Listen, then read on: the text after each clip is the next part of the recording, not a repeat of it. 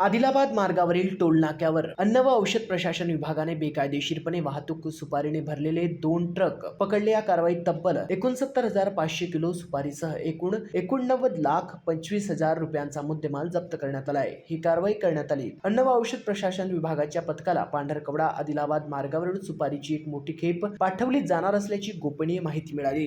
या माहितीवरून अन्न व औषध प्रशासन विभागाच्या पथकाने पांढरकवडा तपासणी नाक्यावर कडक नाकेबंदी करून वाहनाची तपासणी सुरू केली। दरम्यान संशयास्पद वाटणारे 2 ट्रक थांबवून त्यांची झडती घेतली असता त्यात मोठ्या प्रमाणावर सुपारीचा साठा आढळून आला। त्यावरून पथकाने ट्रकमधील सुपारीची आणि वाहतुकीच्या कागदपत्रांची तपासणी केली, मात्र दोन्ही ट्रक चालकांकडे कुठलीही वैध कागदपत्रे आढळून आली नाहीत। त्यामुळे 2 ट्रकांसह सुपारी असा एकूण 89,25,000 रुपयांचा मुद्देमाल जप्त करण्यात आला आहे। ही कारवाई अन्न व औषध विभागाचे अधिकारी अमित उपलाप यांच्या मार्गदर्शनाखाली करण्यात आली आहे। महाराष्ट्र T24 करिता अक्रम दिवान, यवतमाळ।